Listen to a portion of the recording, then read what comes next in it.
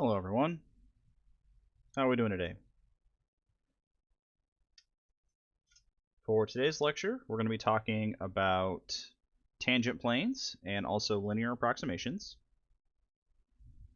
And in order to get things started, we want to remind ourselves of what this looks like in the context of one-dimensional functions, and then expand the idea to higher dimensional functions. Overall, calculus is important because we are interested in the local properties of a function. And as we see in the picture here, we have a curve. And at this point here, we have drawn the line tangent to the curve at that point. Derivatives are a local property of the function that allow us to determine its rate of change. Okay? And if we look closely at this picture, what we can see about the curve is that in a region a little bit away from this point, in a neighborhood of this point is what we will call it, that this line serves as a pretty reasonable approximation to the behavior of the function. And so what we want to do is we want to extend this idea to higher dimensions so that we can use a simpler object, as we see down here on the bottom of the screen, a plane, in order to approximate what goes on near a point on a surface. So here we have a sphere, and we choose a point on the sphere, and we can use partial derivatives to define a tangent plane, and that tangent plane will give us similar information to what's going on with the tangent line. Okay? The approximation that we have here is, of course, going to be better in situations where the surface doesn't change very much, if it's relatively flat. If it changes a lot, or if we're trying to look at the tangent plane near, say, a steep peak or a deep valley in the surface, then the approximation becomes less good. But that's, of course, the case with the one-dimensional linear approximation as well. Okay? Now, everything that we're going to be talking about today does have reasonable extensions to higher dimensional cases with, say, 3 or 4 or as many as we'd like independent variables. And in those cases, if we have more than 2 independent variables, we're going to refer to the shape here as a hyperplane as opposed to just a regular plane. But generally speaking, in order to keep things simple and easy to understand, we just use the phrase tangent plane regardless of how many dimensions the linear approximator happens to be.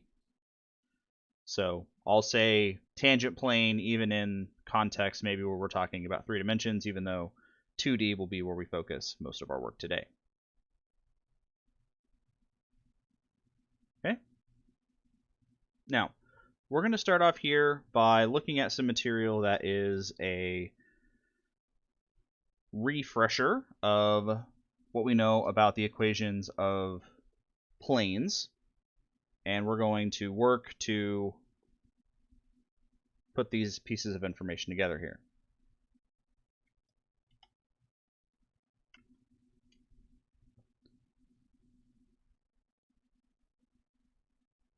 Now, we know from previous material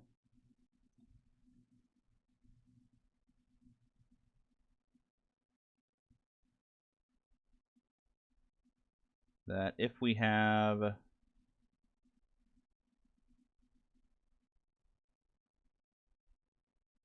some plane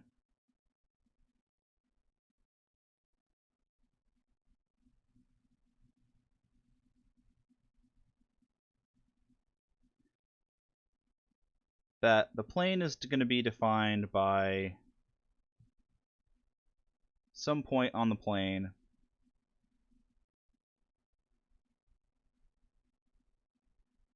and some normal vector here. Okay? And so what we want to do is, of course, put this information together in a way that is compatible with what we're familiar with for the equations. And so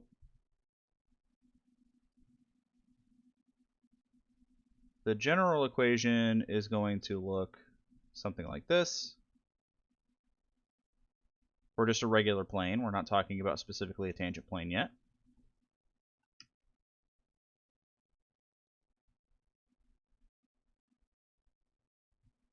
Okay. And so we have A, B, and C here, and we can rearrange this equation so that it looks like z minus z naught is equal to a minus x naught, or a times x minus x naught, plus lowercase b times y minus y naught, of course, after having divided by c, which we assume is non-zero in order for this to all make sense. Okay. Now, what we're looking for here is a way to interpret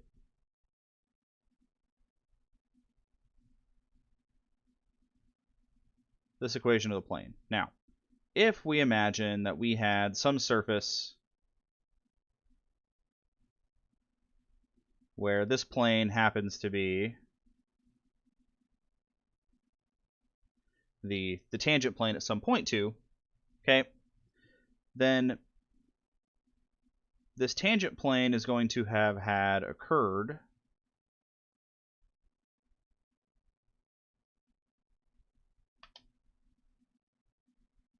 as a result of traveling, or these paths are going to be corresponding to the paths traveled along the surface below. Do my best not to muddy the picture up too much there, but we can see how those paths correspond. And so the idea here is that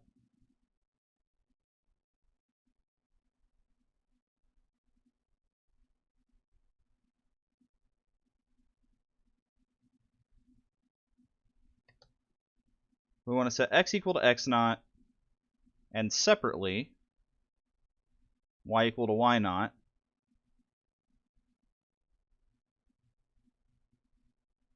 and see what happens in both cases.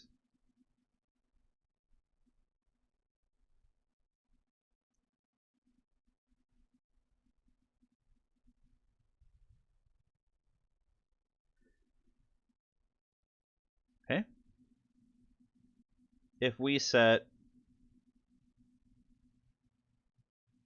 y equal to y naught, then what we're going to get is z minus z naught is equal to a times a minus x naught, because y minus y naught is 0.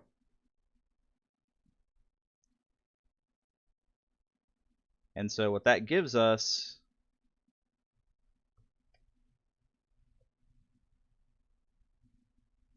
is this path here corresponding to this piece of information.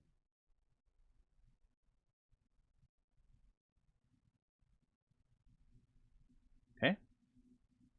And then likewise, setting x equal to x naught is going to give us z minus z naught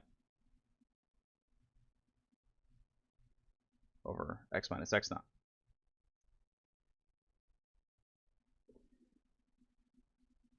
Now, this thing is a tangent plane, and of course, if we look and note that if I divide by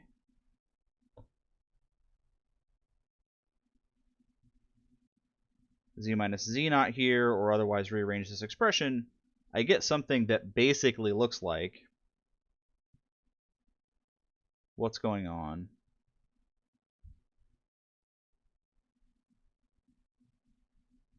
with the first partial. Okay, that's the only way that this makes sense. And I get the same kind of expression over here. Z minus z naught is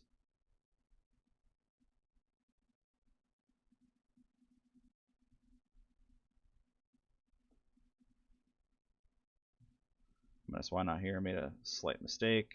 This should be y's and not x's. Pardon me. And so we have that there. Okay. What this tells us is that this overall expression here can be rewritten in terms of the first partials. And so I now have the equation for my tangent plane.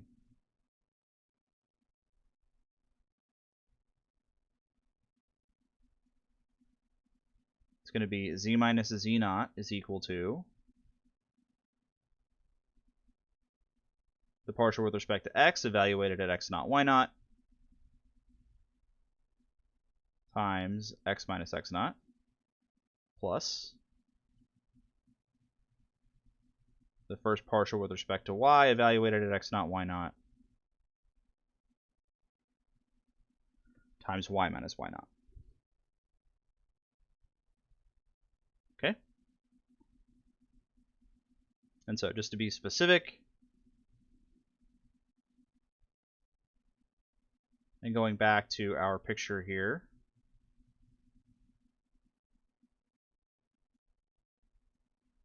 we are saying that the surface z here in magenta is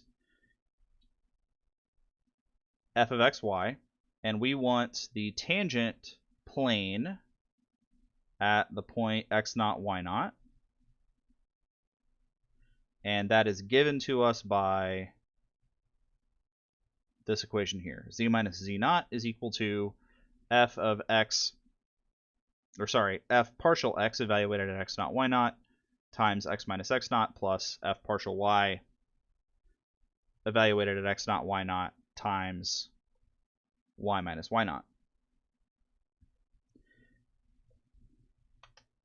And for completeness, of course, z naught means f of x naught y naught, the regular function.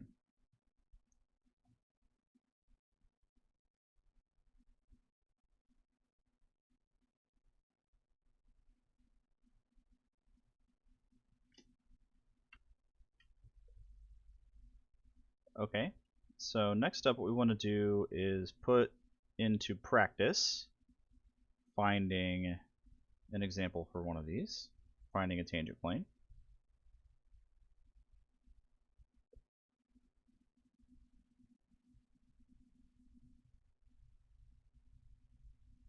So what we're going to do is we're going to take the function whose equation is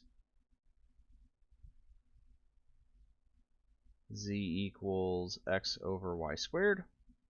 And what we want to do is we want to find the equation of the tangent plane at the point -4, 2, 1.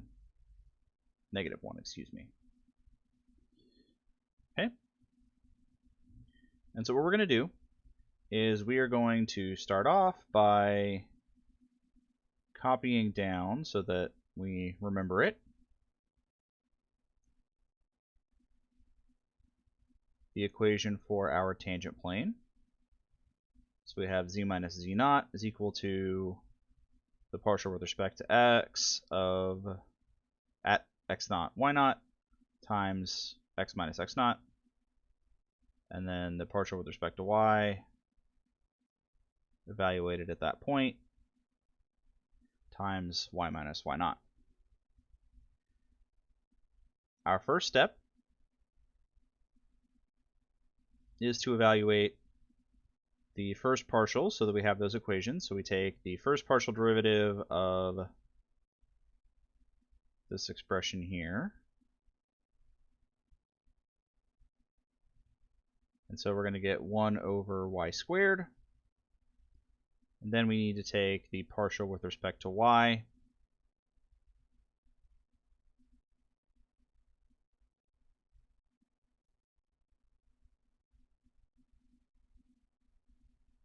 And so this is going to be an example of a power rule.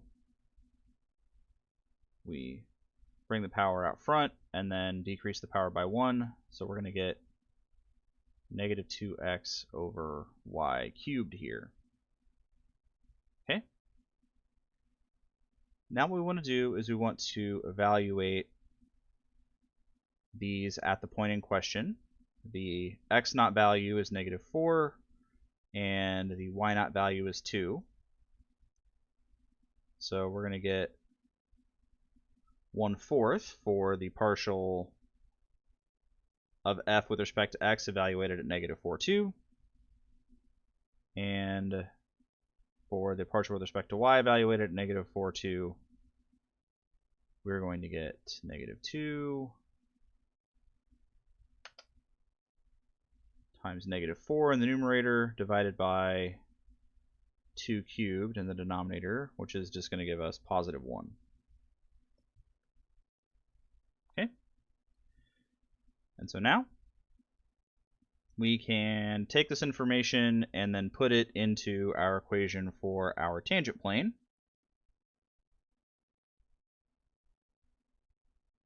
We replace z0 with -1 because that's the value of the function. And then we can now plug in our computed values for the partial with respect to x evaluated at x0, y0. And then we have x minus -4 inside parentheses plus 1 times y minus 2. And so we can now take this and condense it down into a single expression. So z is going to be equal to 1/4 times x plus 4 plus y minus 2 minus 1, and we'll leave things in parentheses here so that it's easy to see how all the pieces go together. All right. So now what we want to do is we want to test to see what this looks like if we convert to a numerical graphing situation, and then see if the tangent plane does look like it's indeed tangent to our surface.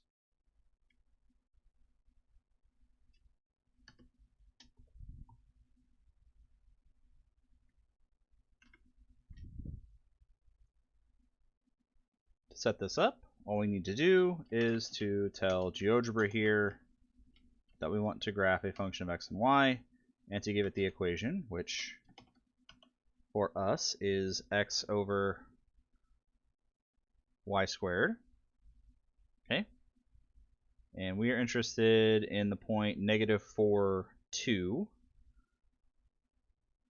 So we'll rotate the expression here around in a second when that's all set up. Okay, and now what we want to do is create our equation for our plane.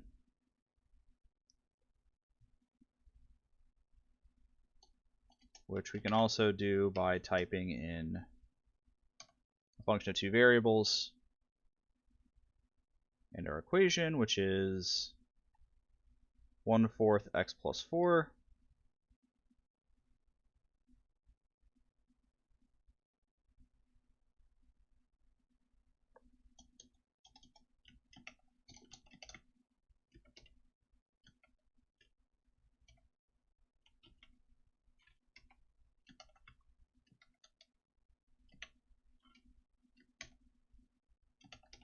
then y minus 2 here, and then plus or minus 1.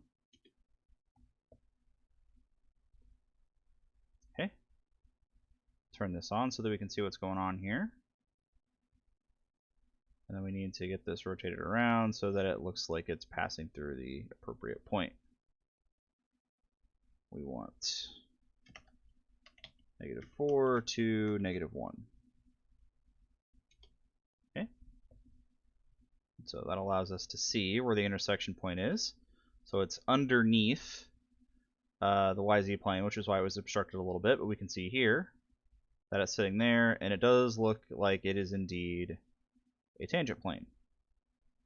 So we have done our computation correctly. All right. And this is a good way to double check yourself whenever you construct one of these examples so that you can A, see what you're doing, because obviously a lot of these surfaces are hard to guess as to what they look like, but also it's kind of a satisfying conclusion to the computation.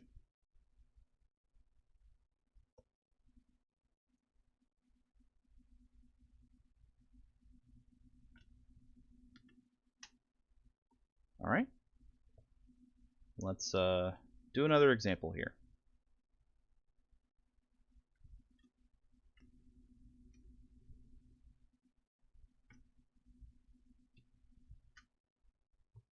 Our next idea has to do with a concept referred to as linearization.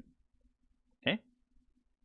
We have just shown how to find a plane tangent to a surface at a point. And what we're going to be doing with the linearization is using that as a way to investigate what the function is doing close to the point where it is tangent to the surface. So in some small region away from the point in question. Okay. So for the example here in the notes, we follow an extremely similar set of computations for what we had previously. What we do is we take some curve or some surface, in this case e to the x minus y, and what we want to do is use the linearization at a point, which is the same thing as the tangent plane at a point, and then approximate the value of the function near that point.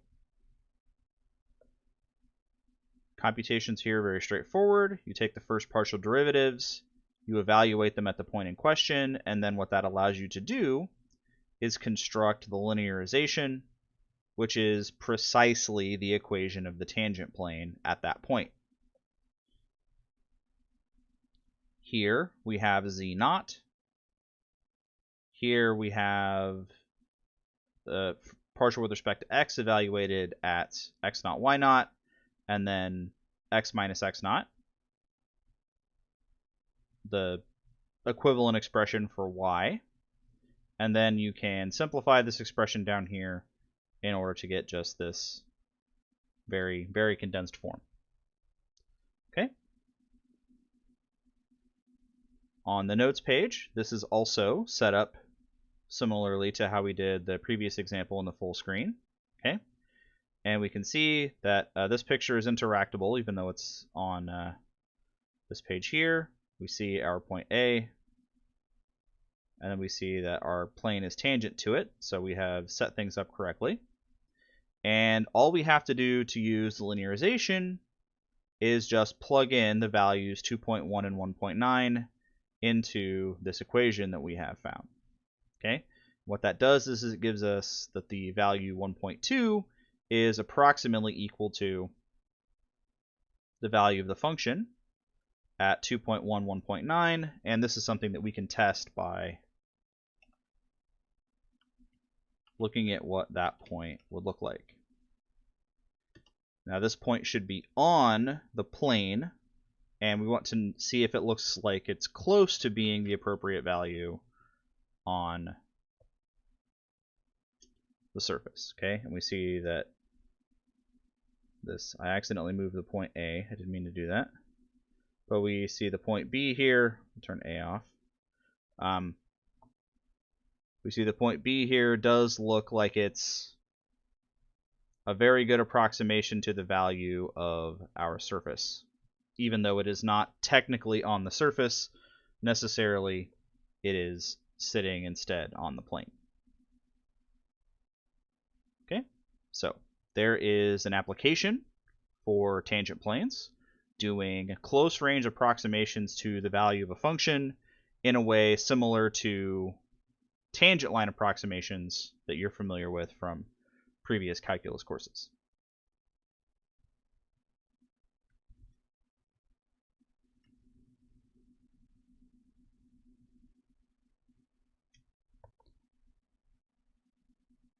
Okay. There is a theoretical note that I want to mention.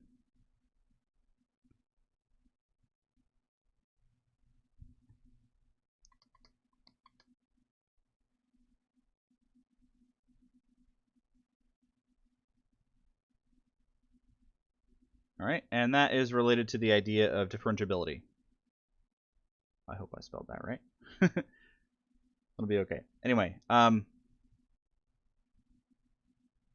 if we have some function that is given to us as a surface, z equals f of xy,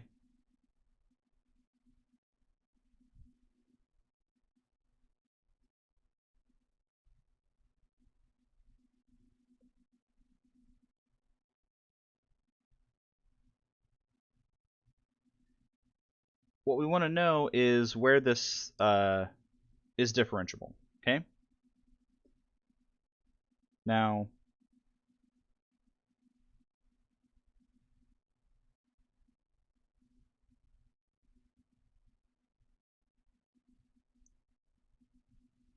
it's going to be differentiable at a point AB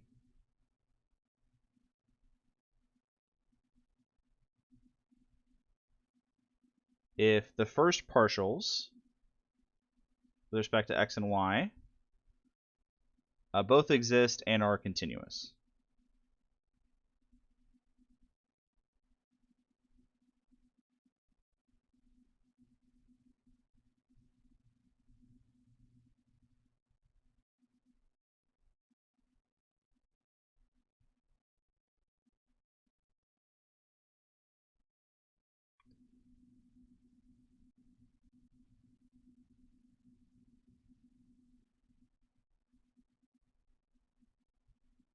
Okay, so we need the first partials to be functions that make sense in a neighborhood of AB. All right, so some small interval surrounding AB. And then also we want them to be continuous on that interval, or continuous at the point AB, excuse me. Okay, if those conditions are satisfied, then we know that the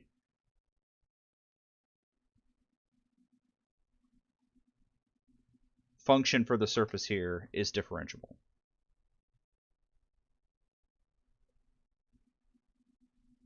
All right. Now the next thing that we want to talk about are differentials, which are another way to think about how to set up approximations.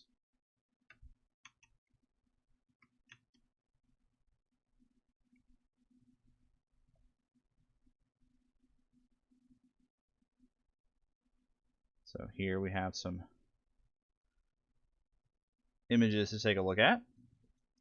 And again, we draw the correspondence to what we did in our previous calculus courses.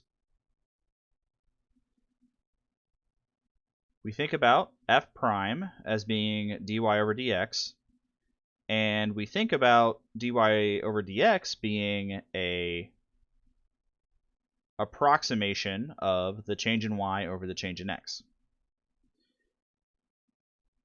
And so, as illustrated by the picture here, we can rearrange our expression and treat dy and dx as values, and the expression f prime of x times dx gives us an approximator for the change in the function y over some small change in x.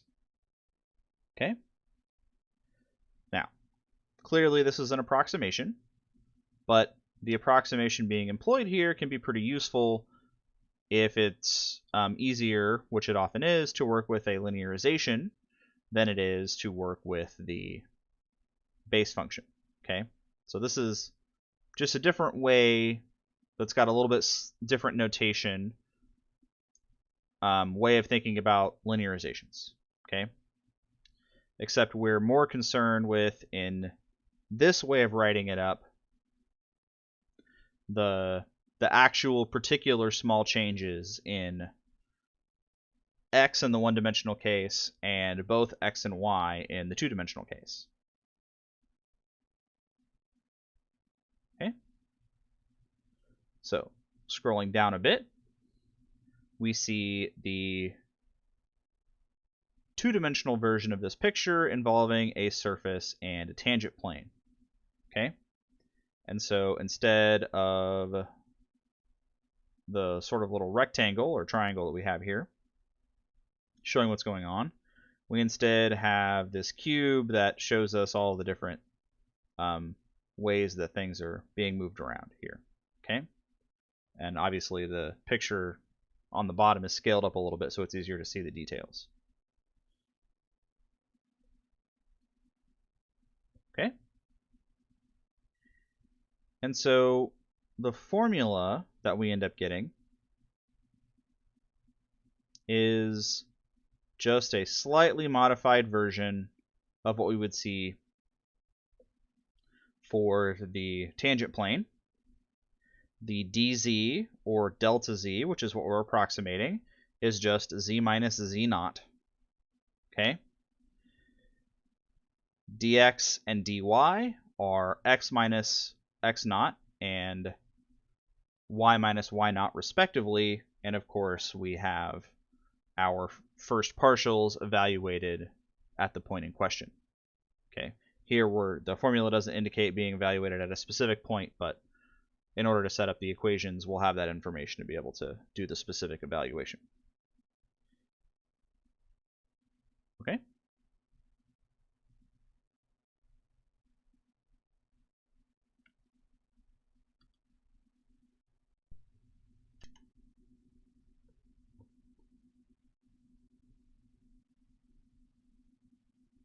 Okay, so let's do an example with differentials.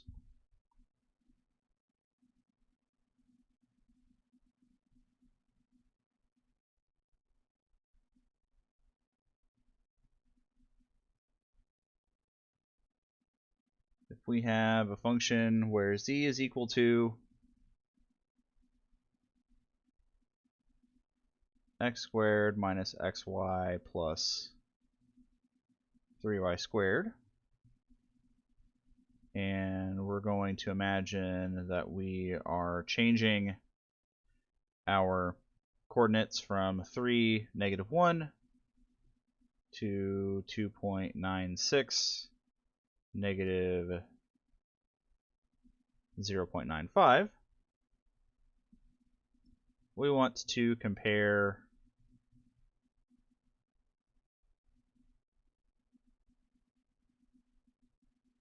the value of the differential in z and the actual change in the function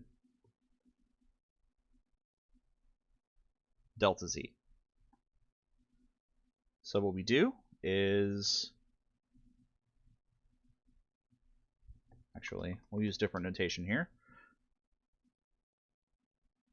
Compute our first partials. We take the partial of z with respect to x and get 2x minus y here. And then take the first partial with respect to y in order to get negative x plus 6y here. Okay.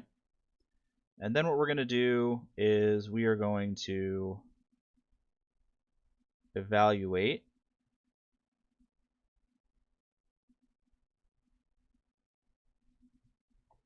this partial at the point 3, negative 1.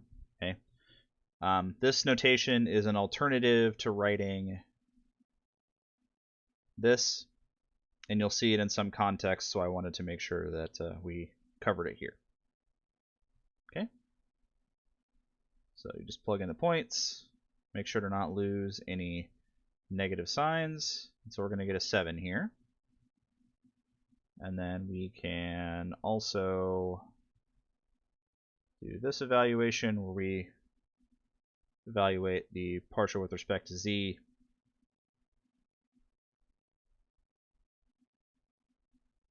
Partial of z with respect to y, excuse me, at 3, negative 1.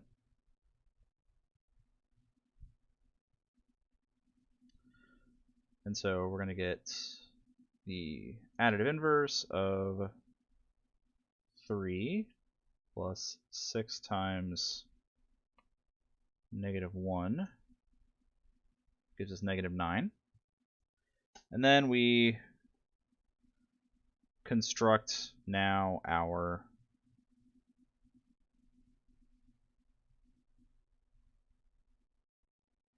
differential.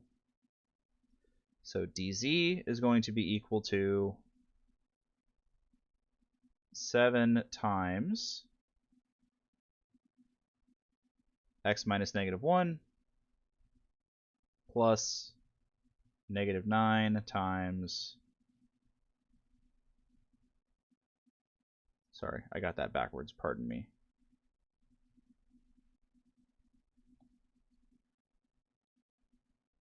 Seven times the quantity x minus 3 and -9 times the quantity y minus -1. This simplifies to x minus 3 minus 9 times y plus 1. Okay. And this is what we would like to evaluate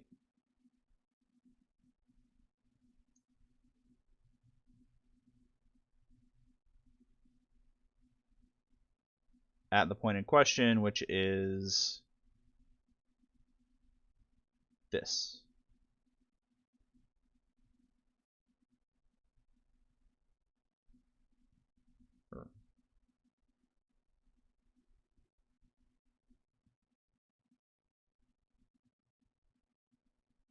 Okay. So we're going to get 7 times 2.96 minus 3 minus 9 times -0.95 plus 1.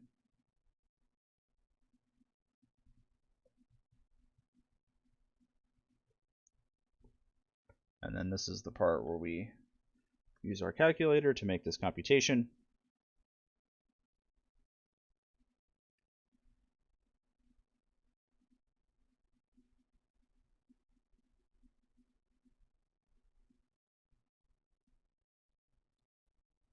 Okay.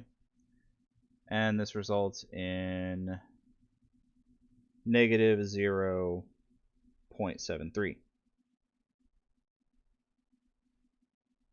Okay. Now what we want to do is we want to look at delta z, which is going to be the change in our function from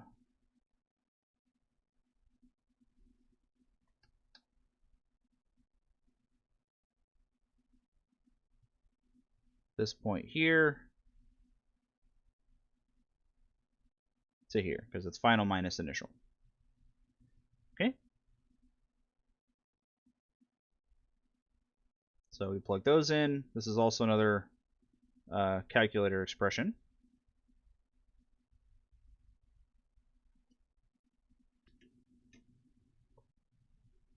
Okay, so to plug this in, this is another thing that we can use GeoGebra for, since these computations will be a little bit annoying to type into a calculator. We can instead type them in here, defining a function to be x squared minus xy plus 3y squared.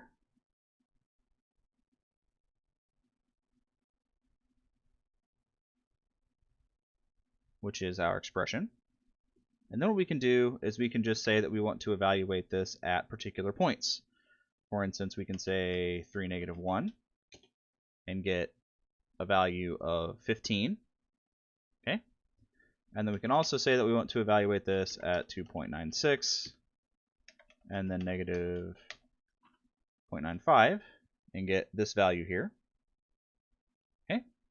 And so if we want to take b minus a, which is now going to be our final minus initial,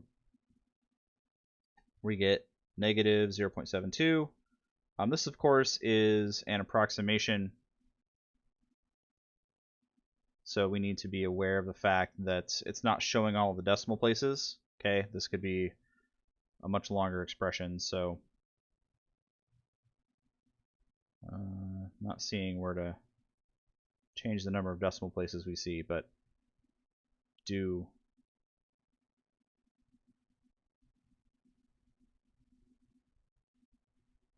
there we go. Finally found it. Okay, yeah, there we go. Longer expression than just negative 0.72, so do be careful about this. All right. So that is going to be the conclusion for examples here. There are a couple of more examples that you can look at for material in this section that are listed on the website, and then a couple of examples where GeoGebra is used in order to give you a little bit more tactile of an experience, for lack of a better word. Okay, something that you can move around and see and have the opportunity to interact with to help you understand. Okay, so thank you all for watching. I hope you have a great rest of the week. Take care of yourselves, and I will see you all soon.